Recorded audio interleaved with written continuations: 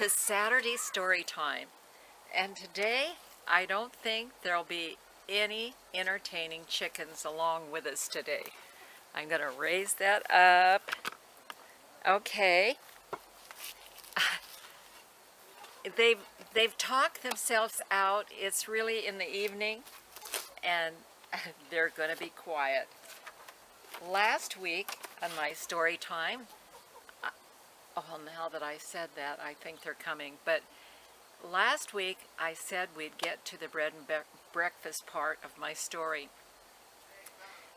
I don't know quite when we had decided to have a bread and breakfast, if it was early on or what, and I can't remember, and I can't really remember the month that it started. I know that June to September we had that textile show in our upstairs, and there had to be a lot done after they left. The kitchen was put in the old emergency room and the room that had some of the prescriptions and drugs and things that the doctors used, and it was 9 feet wide. It was at the end of the hallway where the people went up and sat and waited for the doctors or the dentist, and it was 9 feet wide, and I don't know how long it was, but it was quite a long hallway. And the way the building was, you went up the first flight of steps, there was a landing, and if you went one way, you went into where we had all of the guest bedrooms, and we only had 3, and then we had our own bedroom on the other side. So the stairway went up on the other side, and it had on that side our bedroom, the sitting room for guests, the dining room, and the kitchen. And they were all big rooms too, and our bathroom. How it was for the guest room, every guest room had their own sink and mirrors and things like that, but they shared a common serious bathroom. It was quite large and spacious, and so that was the setup. Now, what I want to tell you a little bit, what the building had been originally built for: doctor's offices, and let's see, I don't know if I have that written down, but it was 1906, I think, when the building was put up, and it was at doctor's offices until about 1950 when they built a new clinic. So one thing I can tell you about the doctor's offices, at one time they had someone in the town that needed a transfusion, and they had people lined up. You had to go around the block, and then the door was on the side instead of the front main street.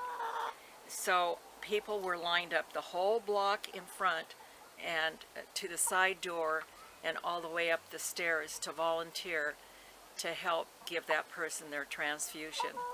Over the years when we were there, people would come and say, "Can we see the upstairs? I remember I was born here," or "I broke my arm and had to have it fixed here," or different things that had happened and they remembered, or something about mom had to have an operation, or anyway, they came and I would show them in the upstairs, and they would tell me different stories about what had happened during those years and about the doctors. Even one of the doctor's daughters came and stayed with us, told us more about it. And that was, the doctor's office was more on the side where we really had the kitchen and the dining room. The other side was dentists, and the dentist was named Dr. Gerber. I'm sure by now she's not with us. Excuse me. She was a woman dentist, and she really had wanted to be a doctor, but when she went to, anyway, women were not, it wasn't looked on as something that women could attain to at that age, that time. So the best she could be was a dentist. But there were times when the livery stable was right next across the street from this building, and she kept her horse there, and she would go over occasionally, take her horse and go up, way up into Cuprum and Bear. And at that time it was a really mining, thriving, thousands of people up there, and she would go and doctor them. And it was so far out that they were just thrilled to have even a dentist to doctor them, a woman dentist at that. So she got in her doctoring anyway, and it was said that she had a big, I don't know, German Shepherd or something like that, and when you sat down in the dentist chair, you didn't move. That dog kept you in place. And a lot of stories about that dentist. And so that was sort of how the story about the building. It was the first hospital, the first dentist's office in that town. And so it had a lot of history to it. And then when Tom and I think the state gave us some business help and consultation, and they helped us. And we even advertised through some sort of a state magazine that went out into different states. And anyway, it was, what do we pick for the name? And Tom wanted to call it the Bed Bug Inn, but they didn't think that would go over. But anyway, we finally decided, because this area was going to be called the Heartland area of the state, and so we called it the Old Heartland Inn. And so Tom put little hearts all in various little places in the rooms. I think the curtain rods were held up by little heart brackets that he had made. And I'm going to read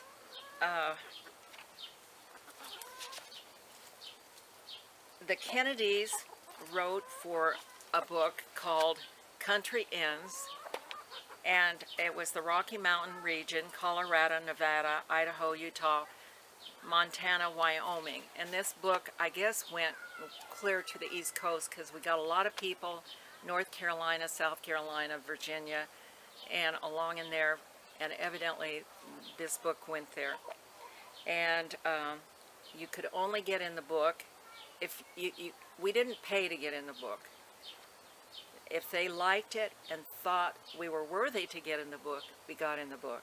So they came and stayed with us, and this is what they wrote. This truly is a lovely place with all the right touches. Your creative talents mesh to make your inn one of the prettiest and most comfortable to be found anywhere. And your genuine hospitality leaves one eager to return. This happens to be what I wrote in the guest book at the Old Heartland Inn, but my remarks held no more superlatives than those written by numerous others. A lot of times we had people from back east saying it was the prettiest inn they'd ever stayed in.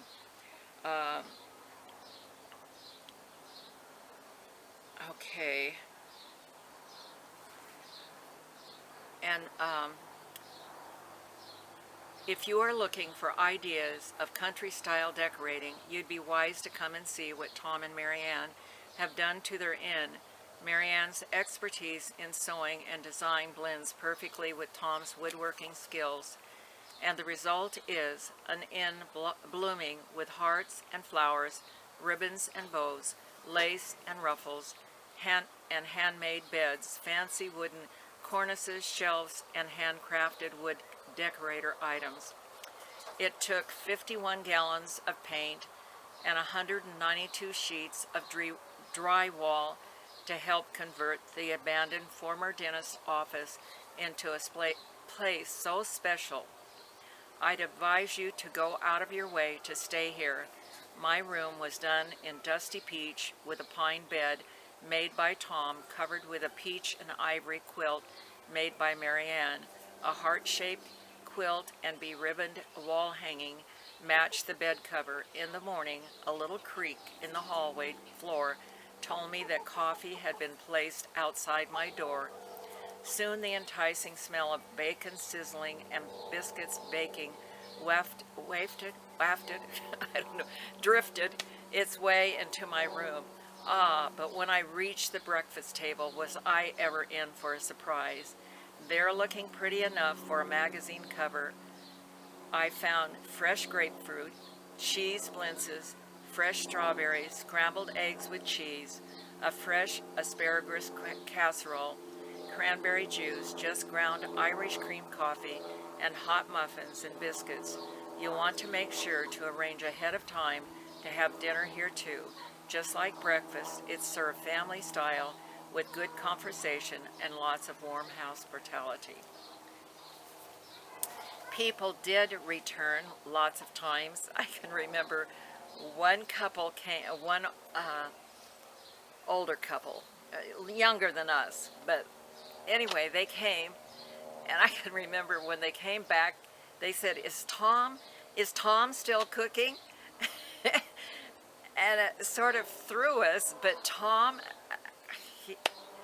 I don't know, he'd been playing around and telling them that he'd cooked the breakfast. Well, he never cooked the breakfast. But anyway, they wanted that good breakfast again. And then we had a couple, they were from Albuquerque, New Mexico, and they had never been to the Pacific coast, and they had charted out how they could go and never make a circle and never go the same way twice, so they'd see more. And so they came to us, had breakfast, went on to see the Pacific Ocean, got there, and were returning home, and they said, we've got to go back. We've got to go back and get that breakfast again. And when they called, they said, please have those same potatoes again, which I had quite often, Idaho potatoes, you know. And so they returned, and the first, we put the bedrooms in, not all at once, before. We had one in when we started, and I can remember the first couple that came were from Southern California, Santa Barbara, and they were going to just stay overnight. And when they came in, it was sort of, I don't know. Anyway, I had blueberry kuchen that I'd just taken out of the oven, and they sat down and ate that and had breakfast with us, and then they had lunch with us, and then they had dinner with us, and they said, tomorrow we'll leave. Tomorrow, the next day, they had breakfast with us, they had lunch with us, they had dinner with us, and they said, we'll leave the next day. And this went on, I don't know, 4 or 5 days, and finally they said, it's some sort of magic here. If you don't get out before noon, you can't do it. But we had lots of fun with that couple, and they even, they gave us lots of ideas because we hadn't got the next 2 rooms in. They gave us some ideas that were very helpful, and after they left, they returned and came again. But anyway, they were just delightful. But I want to say, we also took guests on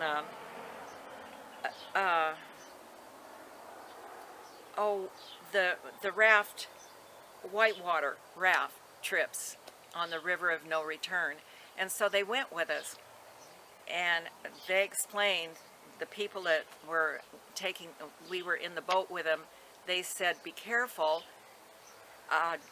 there can be blowouts where people just are blown out of the boat into the water.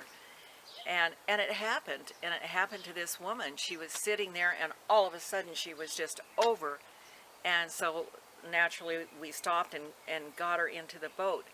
But it was fast and furious, those trips. I just loved it.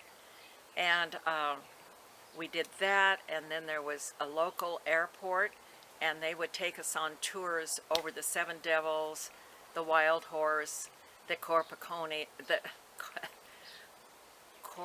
I can't say it, cornucopias, and Hills Canyon, and different places. So it was really neat to do.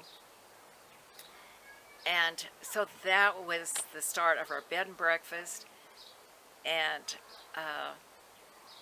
I don't know where I'll go from here. Oh, I will. I'll go a little bit longer and I'll finish it up. And then there's one more place that we had to fix up. So I'll let you go, and you have a nice Saturday, and I hope you enjoyed the story without my chickens.